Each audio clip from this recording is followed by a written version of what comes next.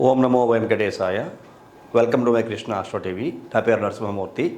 నా phone number వచ్చి 8712190468. ఈనాటి కార్యక్రమంలో ఈ కాలంలో మనం ఎటువంటి దాన ధర్మాలు చేయకుండానే చాలా పుణ్యాన్ని మూట కట్టుకుంటున్నాం ప్రతి ఒక్క వ్యక్తి కూడా. అది చాలామందికి తెలియదు. అదేవిడు సార్ ఎలా చెప్తున్నారు మీరు, పుణ్యం కొద్దీ పురుషుడు దానం కొద్దీ బిడ్డలు అంటారు కదా, మన శాస్త్రం ఆ రకంగా చెప్పింది కదా. మీరు దాన ధర్మాలే చేయకుండా పోలేడు పుణ్యం మూట కట్టుకుంటూ ఉన్నారు, పుట్టుడు పుణ్యం వస్తుంది అంటున్నారు.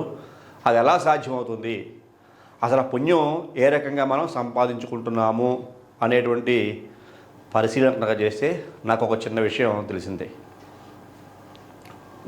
నాకు తెలిసిన విషయాన్ని నేను మీకు షేర్ చేసుకుంటాను. ఇది నిజంగా సబబు అని మీకు అనిపిస్తే వెంటనే అందరూ ప్రతి ఒక్కరు కామెంట్ చేయండి. మీ విలువైనటువంటి సలహాను కూడా కామెంట్ రూపంలో తెలియజేస్తుందిగా నేను మీకు తెలియజేస్తున్నాను. మరి అదేమిటి, ఏ రకంగా పుణ్యం మనకి లభిస్తుంది అంటే కనుక, మనం కొనే ప్రతి వస్తువుకి జిఎస్టీ ఉంది, tax, CGST, SGST. Central government కట్టేటువంటి ట్యాక్స్, స్టేట్ గవర్నమెంట్ కట్టేటువంటి ట్యాక్స్. మన ప్రభుత్వాలు ఏం చేస్తున్నాయి, మన ప్రభుత్వాలు కూడా చాలా చాలా మంచి మంచి పథకాలు ప్రవేశపెడుతున్నాయి. పేదల కోసం పనిచేసేటువంటి ప్రభుత్వం మాది. 100% పేదలకు మేము మేలు చేస్తాం. మాది పేదల పక్షపాత ప్రభుత్వం. అంటే మరి మధ్యతరగతి ఉన్నత వర్గాలు ఏమైపోవాలి అంటే, వాళ్ళకి రైట్స్ లేవా, ప్రభుత్వం వాళ్ళకి ఏం చేయదా? ఇది ఒక క్వశ్చన్ పాయింట్. ఇది ఒక చిన్న క్వశ్చన్ మార్క్ పెట్టుకుందాం. సరే, ఈ విషయం పక్కన పెడితే, మనం కట్టేటువంటి ప్రతి ఒక్క పైసాకి, మనం జిఎస్టీ రూపంలో కట్టే ప్రతి పన్ను కూడా ప్రభుత్వం ప్రభుత్వానికే పెడుతుంది. ఆ ప్రభుత్వం ఈ ఫండ్ అంతా కూడా మానిటరింగ్ చేస్తూ ఉంటుంది.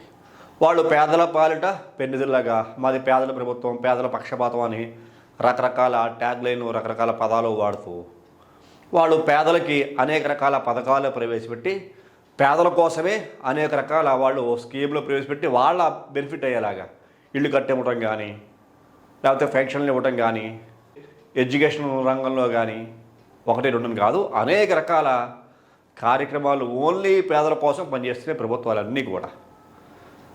మరి అందులో లాజిక్ ఉంది కదా. అంటే మనం కట్టేటువంటి ట్యాక్స్ కదా ప్రభుత్వాలు పేదలకి పంచిపెట్టేది.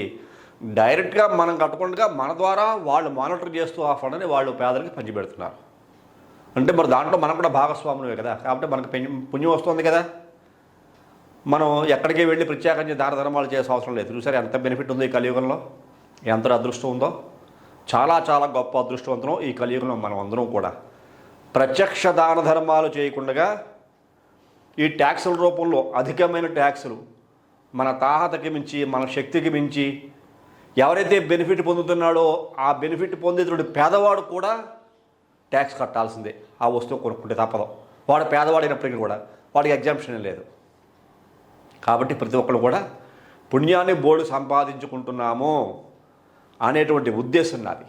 చూసారా, నా ఉద్దేశంతో మీరు అందరూ ఏకీభవిస్తే తప్పనిసరిగా మీ యొక్క అభిప్రాయాన్ని కామెంట్ రూపంలో తెలియజేయండి. ఈ కార్యక్రమం మీకు అందరికీ నచ్చింది అనుకుంటున్నాను. తదుపరి కార్యక్రమంలో మరిన్ని విషయాలు తెలియజేసుకుందాం. అంతవరకు సెలవు.